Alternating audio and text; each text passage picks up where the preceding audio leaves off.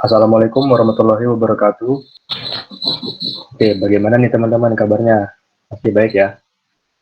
Oke, sebelumnya perkenalkan, saya Haris Fajar Maulana, NIM 05201038 dari program studi teknik kimia kelas PMSC.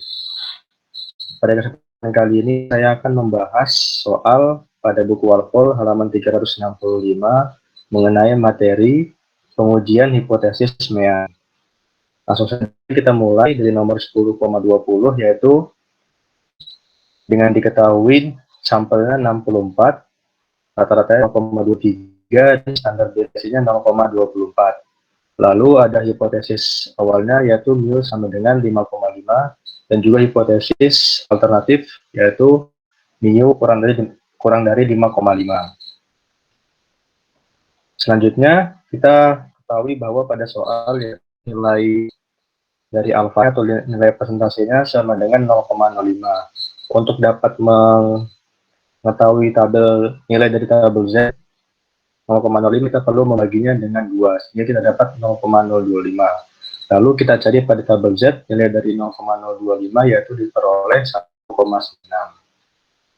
Lanjut ke penyelesaian yaitu nilai dari Z dengan rumus Mean atau X bar dikurang mu0 atau awal dibagi dengan deviasi per akar dari jumlah sampel yaitu 5,23 dikurang 5,5 dibagi 0,24 per akar 64.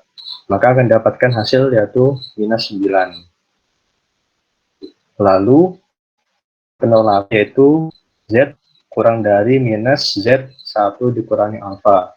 Di mana alfa sendiri tadi kita ketahui bahwa nilainya 0,05. Lalu kalau kita kurangin 1 dikurang alfa itu 1 dikurang 0,05 didapat 0,95.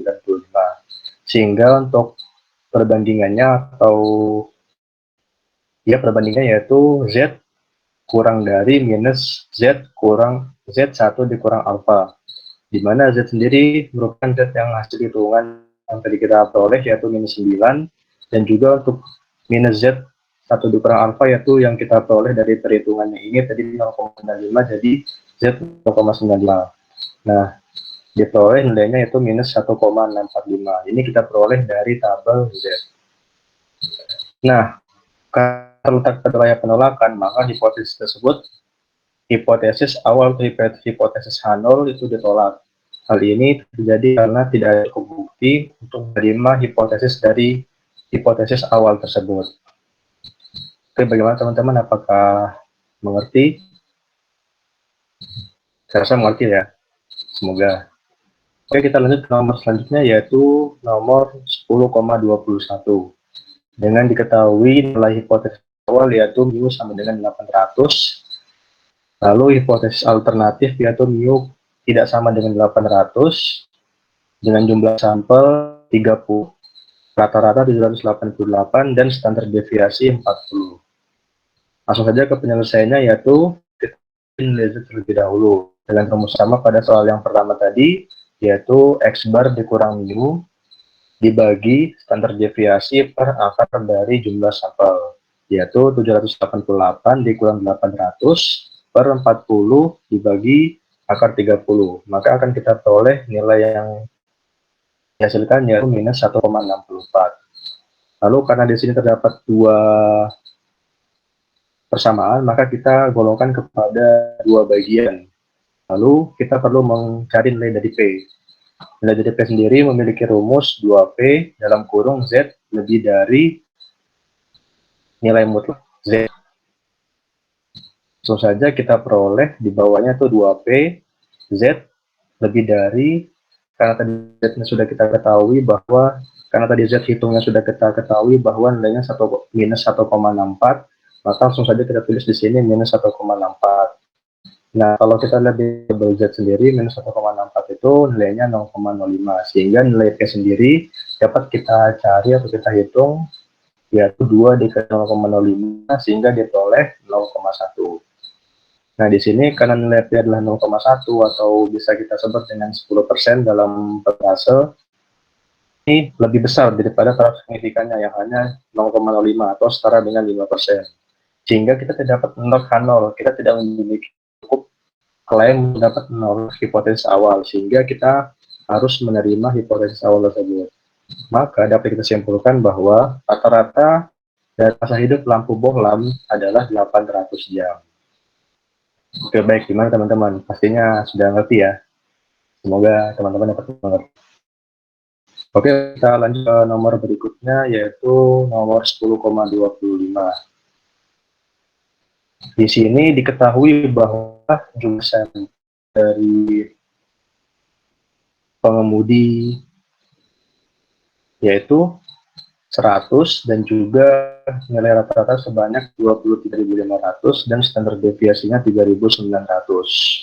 Di sini kita mempunyai hipotesis awal yaitu mu sama dengan 1000 dan juga hipotesis alternatifnya itu sebanyak mu lebih dari 20.000.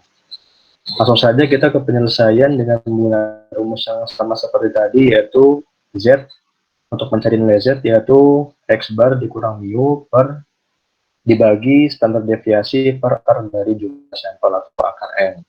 Di mana nilai dari X bar sendiri kita ketahui bahwa 23.500 dikurang 20.000, sehingga dibagi 3.900 per akar dari 100, sehingga kita dapat nilai dari Z yaitu nilai dari Z perhitungan yaitu 8,97. Nah, di sini kita perlu nilai D. Sama seperti tadi rumusnya yaitu P sama dengan Z lebih dari akar atau lebih dari mutlak Z. Mana mutlak Z sendiri kita dapat nilainya bahwa 8,97. Nah, di sini kita tinggal menghitungnya yaitu 1 dikurang P dalam kurung Z kurang dari 8,97, sehingga kita peroleh nilainya 1 kurang 1 sama dengan 0. Ini dapat kita ketahui bahwa nilai P mendekati 0, sehingga kita tolak pada hipotesis awal. Nah, di sini kita mempunyai cukup bukti untuk menolak hipotesis awal, sehingga kita menggunakan hipotesis alternatif yang kita miliki atau kita ketahui. Maka dapat kita tarik kesimpulan bahwa rata-rata mobil yang digunakan adalah lebih dari 20.000 km per tahunnya. Oke, gimana teman-teman? Saya rasa cukup paham ya. Oke, baik, kita lanjut ke nomor berikutnya, yaitu nomor 10,29. Di sini kita ketahui bahwa jumlah sampel yaitu 20 dengan rata-rata atau X-barnya sebanyak 33,1 dengan standar deviasi sebanyak 4,3 dan nilai alfa dari soal kita ketahui bahwa 0,05 atau 5%. Di sini diketahui bahwa hipotesis awalnya yaitu mu sama dengan 35. Dan juga nilai hipotesis alternatifnya sebesar mu kurang dari 35. Langsung saja kita ke penyelesaian. Di sini kita gunakan nilai T untuk mencari, kita menggunakan nilai T dengan rumus X dikurang mu. X di sini X bar ya. Dengan nilai X bar atau nilai dari X bar itu 33,1 dikurang 35 dibagi 43 per akar 20, sehingga kita peroleh hasilnya minus 1,98.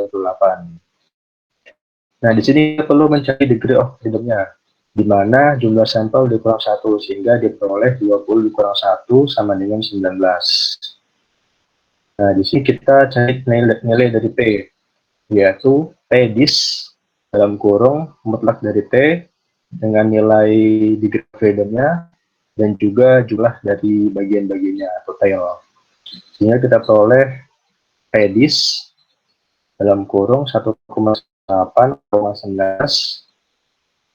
dan juga 0,1, hingga kita dapat memperoleh nilai dari P yaitu 0,031187. Nah, di sini karena nilai P lebih rendah daripada taraf signifikansi, sehingga kita menolak hipotesis dari hipotesis awal, hipotesis H0.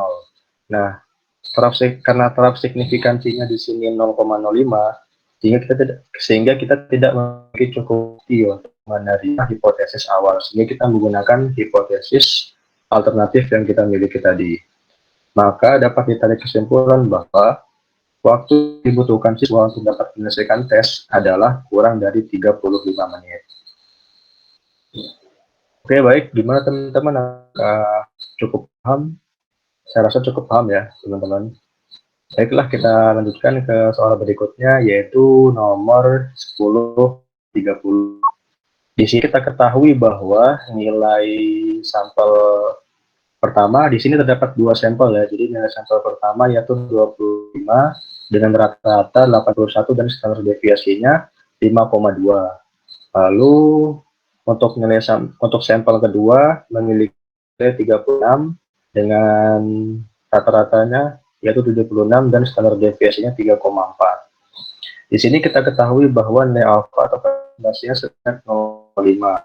Karena kita ingin mencari nilai dari tabel, maka kita membagi dua sehingga terdapat 0,025. Lalu kita tahu bahwa hipotesis awalnya berupa mu1 dikurang mu2 karena kita memiliki dua buah sampel. Di sini hipotesis awalnya mu1 dikurang mu2 sama dengan 0.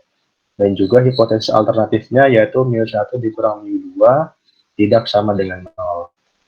Langsung saja kita ke penilaian dengan mencari nilai Z, yaitu rumusnya di sini cukup berbeda dari yang sebelumnya, yaitu karena kita memiliki dua buah sampel. Jadi kita menggunakan rumus dalam kurung X bar 1 yaitu rata-rata dari sampel pertama dikurang X bar 2 yaitu rata-rata kurang dari sampel kedua dikurang D0 per akar dari standar deviasi 1 kuadrat per sampel 1 tambah standar deviasi 2 kuadrat per sampel kedua.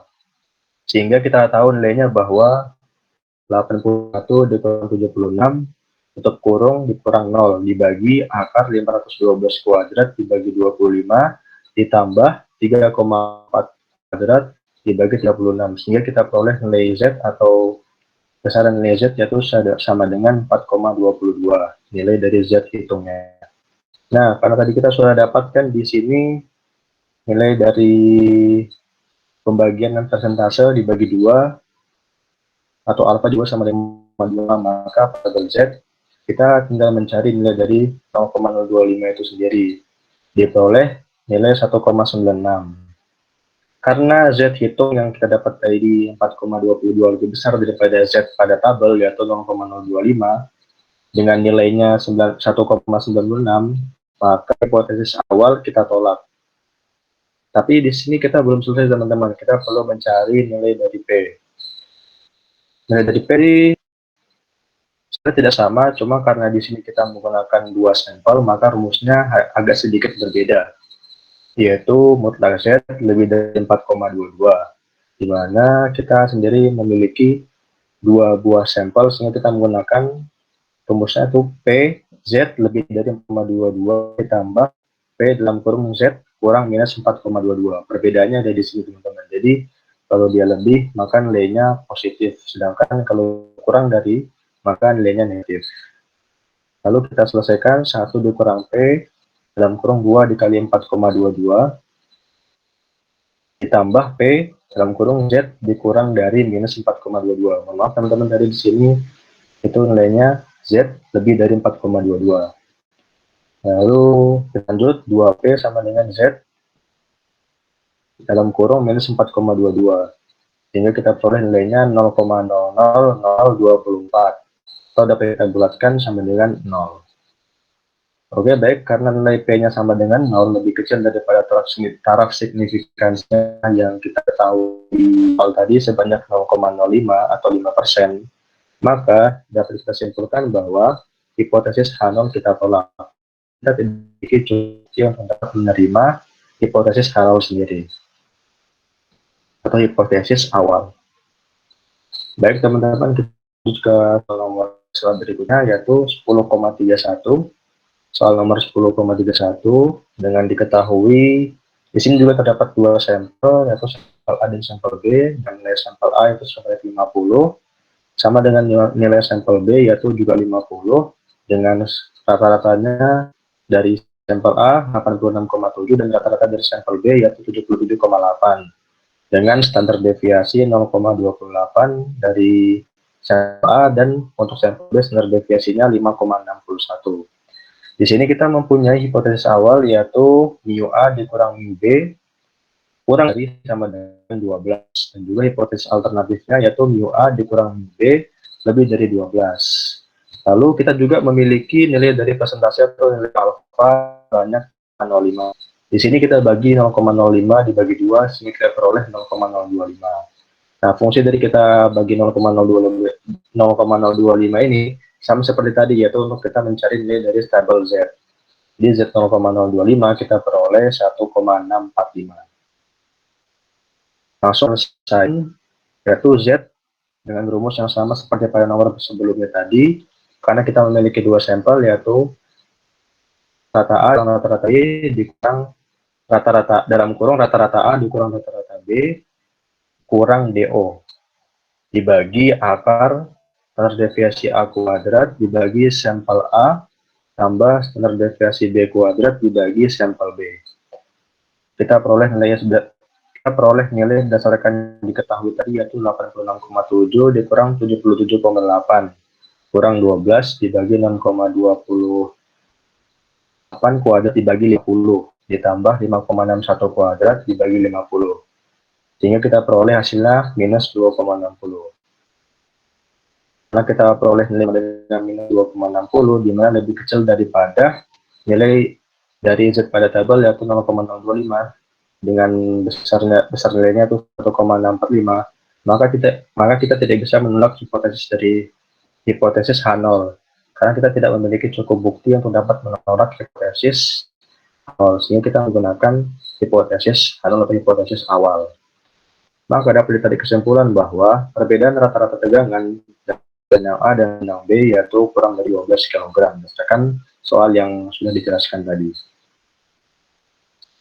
Baik teman-teman, kita lanjut ke berikutnya yaitu nomor 2,2 dengan kita ketahui bahwa di sini terdapat dua sampel, yaitu sampel pertama sebanyak 200, sampel kedua sebanyak 200 juga. Untuk rata-rata dari sampel pertama yaitu 70.750 dan rata-rata dari sampel kedua yaitu 65.200 dengan standar deviasi sampel pertama yaitu 6.000 dan standar deviasi sampel kedua yaitu 5.000. Juga kita ketahui bahwa nilai dari hipotesis awalnya yaitu mu sama dengan mu A plus 2.000. Di sini kita dapat pindah ruaskan sehingga nilai dari hipotesis awal yaitu mu 1 dikurang mu 2 sama dengan 2000. Selanjutnya diperoleh nilai hipotesis alternatifnya dengan nilai mu 2 tidak sama dengan mu 1 tidak sama dengan mu 2 ditambah 2000. Di sini dapat kita pindah ruaskan juga seperti tadi yaitu mu 1 dikurang mu 2 tidak sama dengan 2000. Dengan nilai alfa yang kita peroleh yaitu 0,01 atau 1%. Langsung saja ke penyelesaian dengan mencari nilai T yaitu X bar X1 atau nilai rata-rata dari sampel pertama dikurang nilai rata-rata dari sampel kedua dikurang dalam kurung mu A mu 1 dikurang mu 2 dibagi standar deviasi 1 kuadrat per sampel 1 dan standar deviasi 2 kuadrat dibagi nilai sampel kedua, di mana berdasarkan dari data yang kita ketahui bahwa kita dapat menghitung 70.750 dikurang 65.200 dibagi 2.000 dibagi agar 6.000 kuadrat per 200 ditambah 5.000 kuadrat per 200 sehingga kita peroleh hasilnya 6,43. Nah, belum selesai sampai situ, kita juga perlu mencari nilai dari P. Nilai dari P sendiri rumusnya masih sama, yaitu 2P dalam kurung T lebih dari mutlak P, karena kita tadi mencari nilai T yang sudah kita dapatkan yaitu sebanyak 6,43. Jadi di sini kita tinggal menghitung dalam kurung 1 dikurang P dalam kurung lagi P kurang dari 6,43. Sehingga kita peroleh yaitu 2 dikali 6,9 kali 10 pangkat min 11. Lalu kita peroleh hasilnya sama dengan 1,3 dikali 10 pangkat min 10. Nah, nilai P sama dengan 1,3 dikali 10 pangkat min 11 ini kurang dari taraf signifikansinya atau nilai dari alfanya yaitu 1% atau 0,01 sehingga hipotesis awal kita tolak. karena kita tidak memiliki cukup bukti untuk dapat menerima hipotesis awal sendiri. Lalu dapat kita tarik kesimpulannya bahwa rata-rata gaji dari profesor statistika di suatu institusi tidak lebih besar dari 2.000 atau jika dibandingkan gaji profesor dari institusi pendidikan lain. Oke teman-teman, bagaimana? Saya rasa cukup paham ya. Oke, lanjut kita ke soal berikutnya, yaitu soal nomor 10,34. Dengan diketahui nilai sampel pertama yaitu 11 dengan rata-ratanya 85, lalu kita ketahui nilai sampel kedua yaitu 17 dengan rata-rata 79. Lalu ada standar deviasi dari nilai sampel pertama yaitu 4,7 dan juga standar deviasi dari sampel kedua yaitu 6,1. Di sini kita ketahui bahwa hipotesis awalnya yaitu mu1 dikurangi mu2 sama dengan 8. Dengan hipotesis alternatifnya sebesar mu1 kurang mu2 kurang dari 8. Di sini kita ketahui nilai taraf signifikansinya atau nilai dari alfa sama dengan 0,05 atau kita sebut 5% dalam persentase. Lanjut ke penyelesaian, di sini kita perlu mencari dulu beberapa komponen atau beberapa bagian. Pertama kita mencari dasar atau degree of freedom, rumusnya N1 ditambah N2 dikurang 2 dengan nilai 11 ditambah 17 dikurang 2, diperoleh nilai dari derajat kebebasan atau degree of freedom-nya yaitu 26. Lalu kita mencari nilai dari SP kuadratnya yaitu N1 dikurang 1 dengan di sini kita mencari nilai standar deviasi dari kedua sampel yaitu rumusnya N1 dikurang 1 dengan standar deviasi 1 atau standar deviasi dari sampel pertama dikuadratkan ditambah sampel kedua 1 dikali standar deviasi dari sampel kedua kuadrat dibagi derajat kebebasan atau degree of freedom. Dari soal ya kita ketahui bahwa nilai yaitu 11 dikurang 1 dikali 4,7 kuadrat ditambah 17 dikurang 1 dikali 6,1 kuadrat dibagi 26, sehingga kita peroleh akar 31,395 sehingga hasil dari standar deviasinya yaitu 5,603.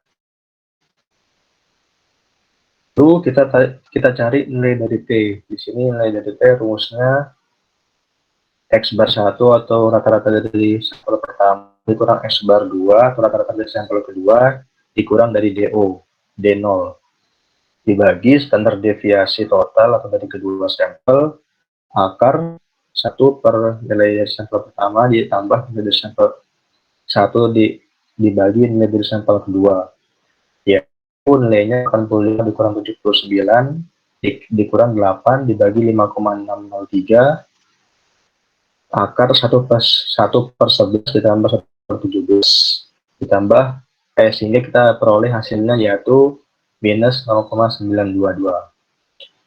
Dan selesai sampai itu kita perlu mencari lagi nilai dari P-nya yaitu P dalam kurung TDF. TDF di sini merupakan nilai T dari freedom atau dari kebebasan kurang dari T. T kecil di sini merupakan T yang kita hitung tadi.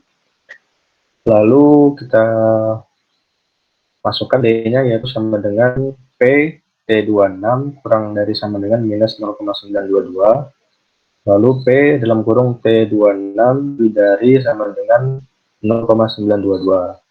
Lalu kita hitung T-disnya, nilai P-nya dengan T-dis dikali 0,922, 26,1. Kita peroleh nilainya 0,1825. Karena P sama dengan 0,1825 lebih besar daripada transaksinya atau persentase sebesar 0,05 atau 5%, maka kita gagal menolak hipotesis H0. Mau tidak mau kita harus menerima hipotesis awal atau hipotesis H0 sendiri.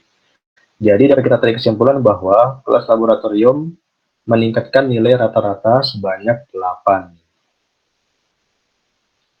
Oke, lanjut ke soal nomor 10,36 dengan diketahui bahwa sampel A memiliki rata-rata sebesar 37.900 dengan standar deviasi 5.100. Lalu sampel B memiliki rata-rata 39.800 dengan nilai standar deviasi 5.900. Nah, nilai dari sampel A sendiri merupakan 12, sama seperti nilai dari sampel B yaitu 12. Sini kita ketahui hipotesis awalnya yaitu mu A dikurang mu B sama dengan 0. Di sini kalau kita pindah ruaskan maka dapat diperoleh mu A sama dengan mu B. Lalu kita perlu hipotesis alternatifnya yaitu mu A dikurang mu B tidak sama dengan 0. Di sini tapi kita meneruskan lagi sama seperti yang hipotesis awal yaitu mu A tidak sama dengan mu B.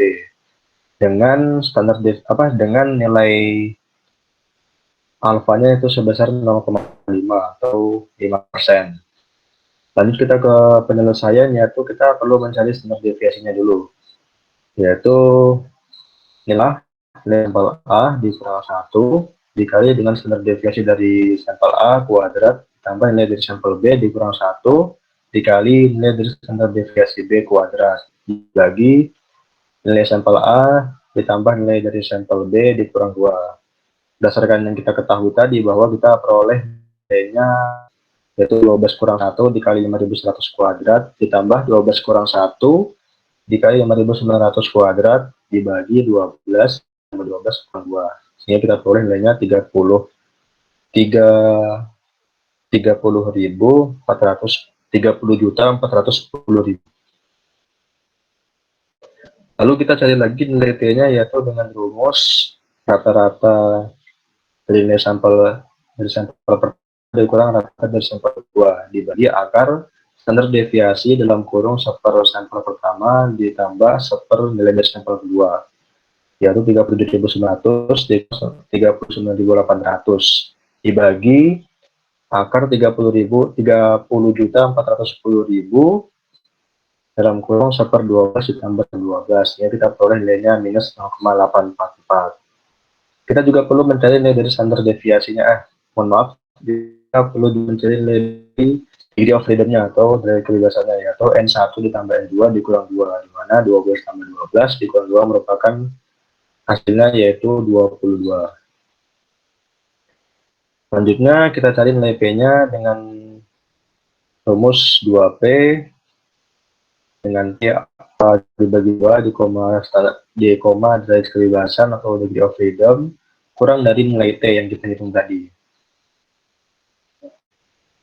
Oke, jadi kita dapat tuliskan 2P di sini T alfa dibagi 2-nya T 0,025 dengan nilai dari kebebasannya itu 22 dikurang minus 0,844 sehingga kita peroleh nilainya itu 0,4078 atau 0,78. Karena nilai P sama dengan 0,478 lebih besar daripada taraf signifikansinya atau lebih besar daripada persentasenya yaitu 5% atau 0,5, sehingga kita gagal menolak hipotesis awal karena kita tidak memiliki cukup bukti. Sama dari soal-soal sebelumnya, kalau kita tidak memiliki cukup bukti maka kita tidak boleh atau tidak dapat menolak hipotesis awal, sehingga kita harus menerimanya. Maka dapat ditarik kesimpulan yaitu tidak terdapat perbedaan antara rata-rata pemakaian ban dari perusahaan ban yang berbeda. Oke teman-teman, lanjut kita ke soal yang terakhir. Di sini soalnya bukan dari buku Walpole tapi dari PowerPoint pada bagian case 5 dari soal PPT. Dengan diketahui sampel awal nilainya 100 dengan rata-rata 2.600. Sampel kedua nilainya 200 dengan rata-rata 26.900.